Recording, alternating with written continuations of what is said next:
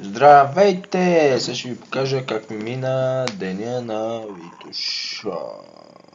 След 3, 2, 1... В това видео виждате какво задръстване направи рейса, докато се качваме на Витош. Имаше около 20 на коли отзад. На следващото нещо виждате паркинга на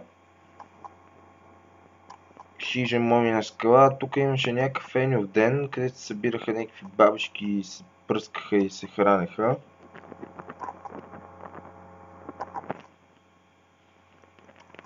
О, Муци, как си, Муци? Аз съм добре, Муци. На следващата снимка виждате един плик вързан с въже. Всъщност се оказа, че вътре има ракия. Тук си намерих една шапка с българското национално знаме. Тук намерих едно паднало дърво пълно с шарки, а на следващото видео ме виждате на Боянския водопад от дясната страна горе на скалите. А това е много готино дърво, между другото, много ми кефи. Следващата снимка виждате една кривондулеста сграда, която всички я познавате. Здравейте! Сега ще видите малки пустиняци или по-скоро малки хора. Аз съм от дясната страна на скалите. Аз съм от дясната страна на скалите на Боянския водопад. Вижте, сега е там долу, там ви е Боянския водопад, дето ручи нещо. А там некъде долу в ниското са едни мравки, които търчат. Това е някакво детенце. Тук имаше още хора, но нещо избегаха, защото гръмна. Аз съм нависоко и не виждам автобуси, ама това не пречи сега да се развали времето. Там в далечината пък още едни пустиняци слизат по една скала, дето си мисля, че не знаят всъщност, че ще бъдат от горната страна, а не от долната, защото един път вече ги преориентирах, защото бяха тръгнали към мене, а пък аз търсех от другата страна да мина, защото винаги съм искал, не знаех къде съм мина и понеже слизах от Момина скала надолу, реших да го пробвам, да видя какво е. Там също се качих на уния скали отгоре, че нищо не се вижда, бе, брат.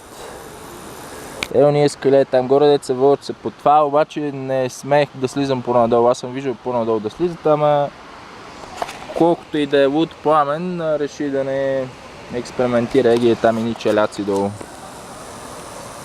Оле,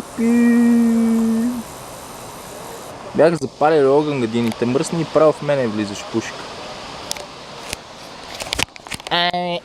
Какво да ви кажа, за сега бавно визиора се събира. Това от мене за сега, довиждане и до нови срещи. Чао!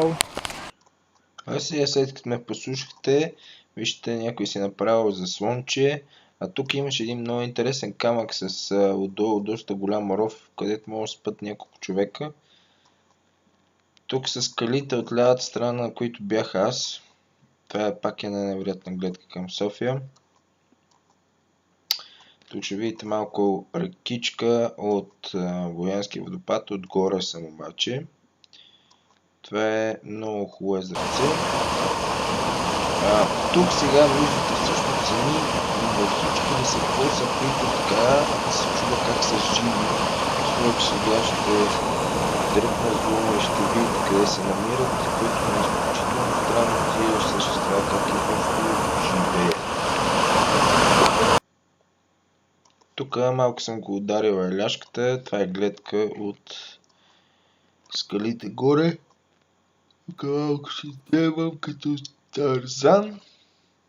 Тук вече сме долу, един идиот, който мислеше, че ще се самоубива. Ето и моята физиономия, странна.